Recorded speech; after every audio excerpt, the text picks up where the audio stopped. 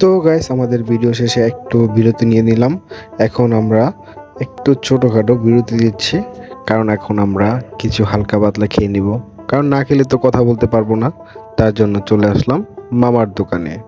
দেখতে পাচ্ছেন এখানে ওই যে গরিবগুলা বসে আছে, আর পিছনে আছে হলো আমাদের স্পিরিট। এখন স্পিরিট মামা এই যে জুবাইরের চুল ধরে টান দিলাম একটা, দেখতে পাচ্ছেন পুরা মানে ভিডিও করতে করতে হাঁপিয়ে গেছে, একটা অবস্থা দাঁড়িয়ে গেছে।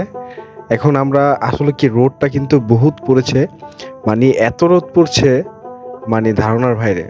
ঠিক আছে, এই কারণে মানে বারবার আজকে মানে এত পানি খাওয়া পড়ছে যা ধারণার বাইরে। তো আমরা বসে পড়লাম মামার দোকানে। এখন মামা আমাদের জন্য আপনার আলুর দম বানাবে, ফুচকা বানাবে। তো মামার কাছে আমরা ছোটোখাটো একটা রিভিউ নিব আমাদের ভাগিনা। কতদিন ধরে আপনার এই ব্যবসা? এখানে আমি ব্যবসা করি কাকা, এই মাঠে 6 বছর হয়েছে। 6 বছর এই মাঠেই? মাঠে 6 বছর। মাশাআল্লাহ। বিকাল 3টা থেকে 10টা, শুক্রবার দিন সকালে বহু দুঃখ মানুষেরা খায়, সবাই খায়। যাক ভালোই, আপনার আলুদমটা কাকা। হ্যাঁ ইনশাল্লাহ সব ভালো হয়েছে, ভালোই বাবাই। খাইলে দেখতে পারেন ফুচকাটা। ফুচকাটা সেরকম ফুচকা খান।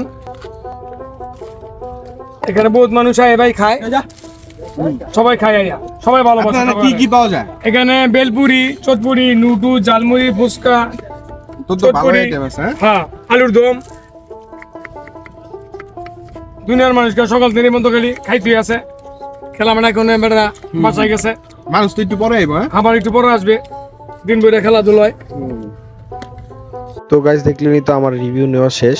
এখন আমরা খাওয়া দাওয়া শেষ করব। আর অনেকে জিজ্ঞেস করবেন এটা কোথায়। এটা হলো আপনার আমাদের নারায়ণগঞ্জ সোনাকান্দা হাটের সামনেই।